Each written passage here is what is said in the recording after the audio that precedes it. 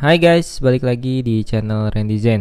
Pada video kali ini saya bakalan bikin tutorial dan tips mengenai bagaimana caranya jika iPhone kita stuck di logo Apple, tapi tanpa harus kehilangan data beserta file yang ada di iPhone kita. Contohnya di iPhone ini. iPhone ini memiliki beberapa game dan aplikasi.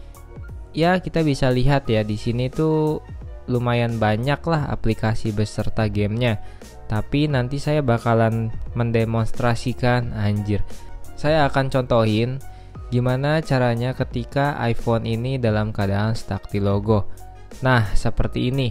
iPhone-nya dalam keadaan stuck di logo. Nanti kita bakal coba menggunakan toolsnya untuk merestore dan merepair iOS-nya ketika iPhone kita mengalami kendala seperti ini, atau bisa juga seperti lupa passcode, black screen, dan lain-lain. Kalian bisa mengatasinya.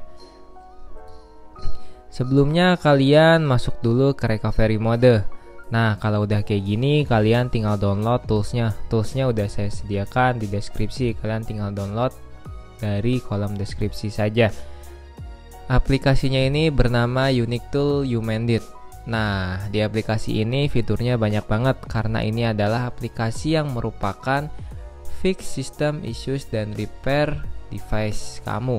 Jadi fitur-fiturnya ini banyak banget, kalian bisa mengatasi ketika stuck di recovery mode, di Apple logo, stuck di iTunes, stuck di black screen, atau lupa passcode, kalian juga bisa mengatasinya.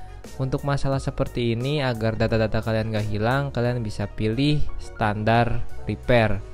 Habis itu kalian pilih next, dan di sini kalian sesuaikan model HP kalian dan kalian download firmware-nya. Berhubung di sini saya sudah mendownload, jadi kita langsung mulai mengekstrak dan prepare device repair kita ya. Semoga di sini jalannya lancar, kalian tinggal tunggu aja loadingnya, nggak perlu lama kok, cuman sebentar aja. Pastikan USB-nya jangan terlepas.